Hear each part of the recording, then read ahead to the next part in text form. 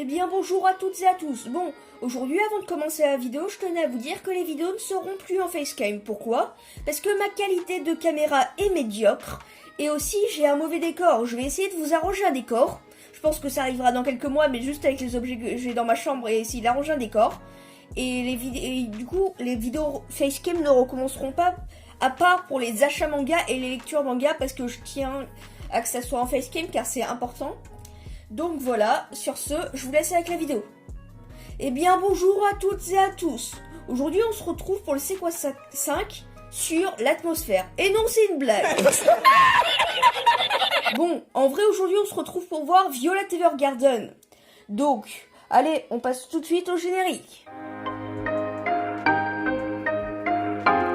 Bon, et comme tu connais la formule des C'est quoi ça, et qu'on en est au 5, on commence tout de suite par le résumé.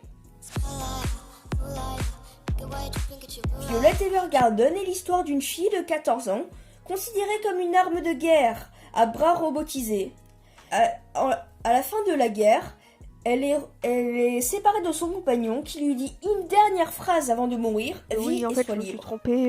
Elle est recueillie par l'entreprise de son colonel et travaille en tant que poupée souvenir. Elle a fini par cette profession car à un moment, un homme lui a dit d'écrire une phrase avec le mot « je t'aime » à l'intérieur. Et c'est là que Violette ne savait pas ce que ça voulait dire. Et donc on va suivre l'histoire de Violette, une fille qui veut apprendre ce que ça veut dire aimer. Voilà, j'espère que ça vous aura plu mon petit résumé. Et donc on passe tout de suite aux précisions.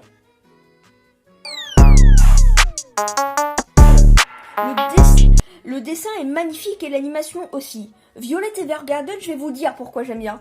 Le manga est sorti il y a 2 ans, mais le manga, pour moi, met une touche de fraîcheur, vraiment. Parce que moi, je suis surtout dans les shonen et seinen, je sais pas ce que c'est Violet, mais c'est un tranche de vie et franchement, c'est intéressant de le voir. On a plus un enjeu psychologique que matériel. Parce que elle veut savoir ce que veut dire le mot aimer, donc on a plus un vrai enjeu. Et on s'attache au personnage et on a envie de voir si Violette va arriver dans sa quête, d'ailleurs qui est très difficile, hein, parce qu'on va pas se mentir. Et donc bah voilà, c'est pour ça que j'ai bien aimé, parce que ça rafraîchit, l'animation et le dessin sont magnifiques et le scénario incroyable. Et c'est pour moi une touche de fraîcheur, alors que pour d'autres bah ça fait 2 ans qu'ils l'ont eu. Et bah du coup ils ont adoré aussi. Par exemple je pense à Rush Manga qui a fait une vidéo dessus et qui avait aussi adoré. Mais oui, pour les mêmes raisons je crois. Enfin je sais plus, j'ai pas regardé la vidéo jusqu'à la fin. Bon, passons aux précisions. Tout est noir comme j'ai lu ça. Je vous l'ai dit, Violet Evergarden était un manga de type tranche de vie. Et pour thème psychologie. Alors, c'est le dessin...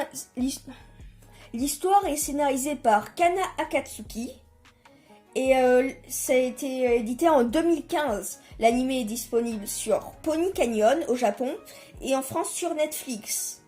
Bon, j'espère que cette vidéo vous aura plu. J'ai fait de mon mieux et j'espère que ce format vous aura plu surtout parce que il demande déjà plus de temps de montage, on va dire.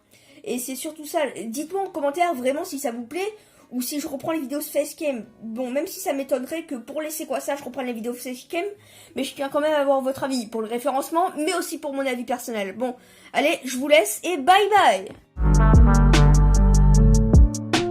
Tout est noir comme j'ai lu Zor, tout est secret comme Minato. Je passe ma vie à chercher l'or, je suis l'éclair de Bulbiro. Tout est noir comme j'ai lu Zor, tout est secret comme Minato. Je passe ma vie à chercher l'or, je suis l'éclair de Bulbiro.